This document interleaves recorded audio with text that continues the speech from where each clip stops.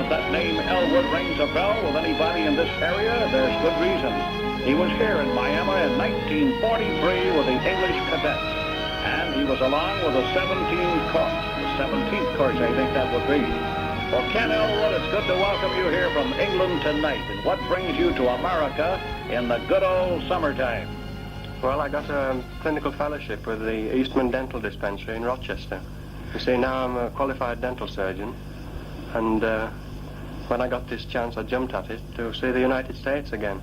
Well, I understand you have your English wife here for the very first time she's ever seen good old Oklahoma. That's true, yeah. What does she think of the United States, and especially this important part of it? She likes it very well, but I think the heat is rather getting her down this week. Well, does it get hot over there? Down too. Does it get hot in England, Ken? No, not like this.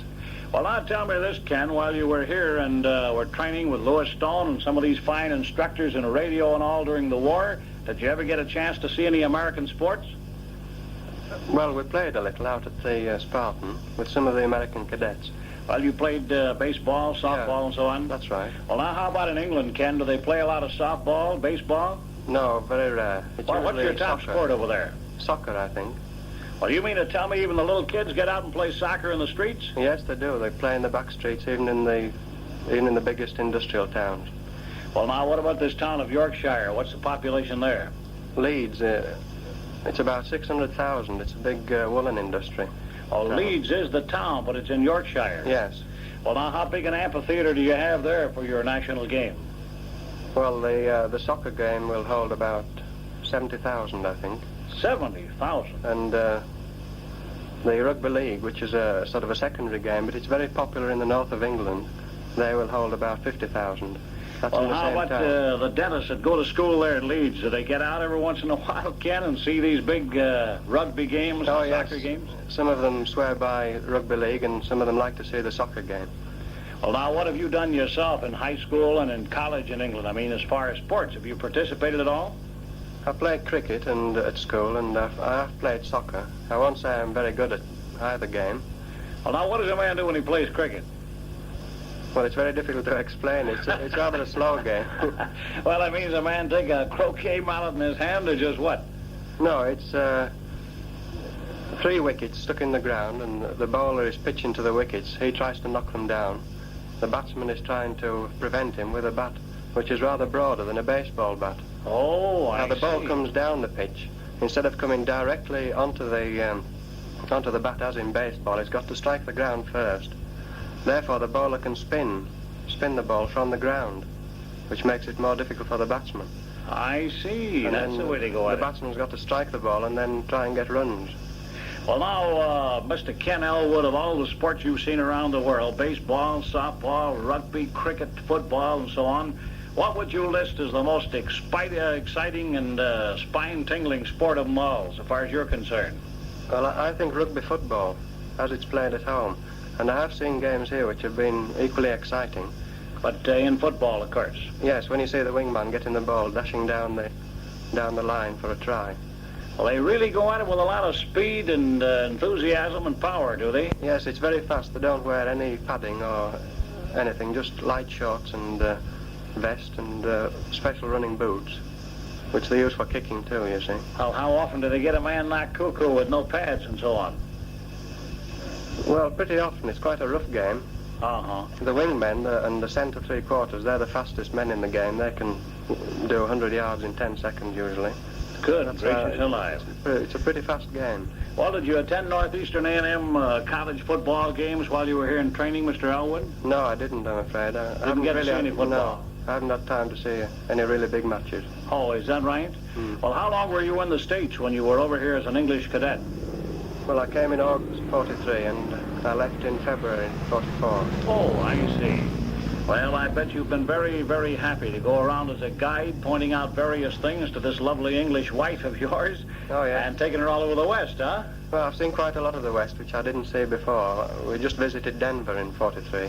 I see. But this time we've been up into Montana and we've camped down through all the national parks, through the Rocky Mountains, right down to Grand Canyon. Well, did you do a lot of flying when you got back from the United States? I did some flying. When I got back in 1944, There were so many pilots they didn't know what to do with them. Oh, is that a fact? And for a year I was loaned out to the Army on gliders. Well, what's your favorite method of travel now, Mr. Ellwood? Do you prefer the Fords and Chevrolets or the airplanes or just what? Well, I've got an old Chevrolet at the moment, and the United States is an awful long trek across. If I had Mr. Stone's tailorcraft, it would be different. Yeah, that man Stone flies around like a wild man, boy. Well, now, over there in England, do you do a lot of flying yet, or have you given that up completely? I've given it up completely. It's really too expensive. How does the wife feel about your flying? Do you think that's more dangerous than the automobile? Well, the only flying that we've done recently, she's been up with me. That was with Mr. Stone. There was one flight in Rochester, which was a pleasure flight.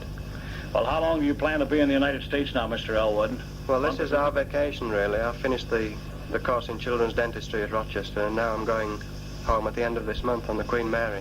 I see. The 27th of July. Have you ever seen any Major League Baseball? No. Well, on your way back, my friend, you better stop in Chicago, Cincinnati, Philadelphia, Pittsburgh, New York, any place along the way, and take in Major League Baseball. And when you get back there, boy, you can tell those rugby enthusiasts how they do it on the baseball field. Have you ever seen any big-time baseball at all? No, not really. The games I saw were in New York, mainly amateur leagues, playing in Central Park. And they were very keen, mind you. Yeah. There were a lot of them playing, and they were pretty smooth at it, despite the fact they were not professionals, huh? Yes, it was really enjoyable to watch them. Well, tonight out here under the lights of College Field, Mr. Ellwood, I know they'd be happy to have an Englishman looking on the softball activities. They're pretty sharp out there. They don't make more than 7 or 8 errors a ball game, and they like to have you. The games are played at 7 and at 8:30 tonight. What's your impression of Miami, Oklahoma? That is between 43 and 55. Have you noted any changes? Quite a few of the shops are very more styled, modern styled. And there seem to be quite a few more motels, drive-in theatres. And the street north of Miami seems to have been widened, and it sure looks much nicer.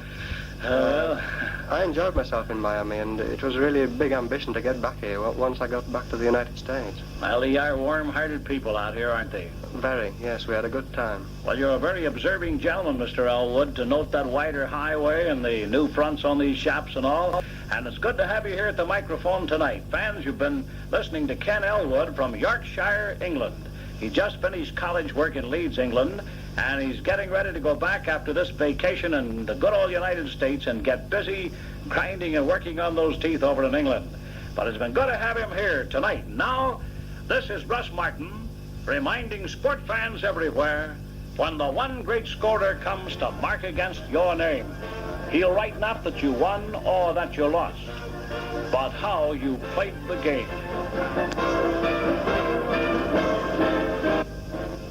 You've been listening to the KGLC Sports Parade with your favorite newscaster, your favorite sportscaster, Russ Martin, who's brought you a 15-minute rundown of the latest happenings in the world of sports. Be with us each day, Monday through Saturday at 5:45. KGLC brings you Sports Parade. Maybe I'll win your love once more. I just threw my heart to you with so much love inside. Won't you play the game with me? Don't run away and hide.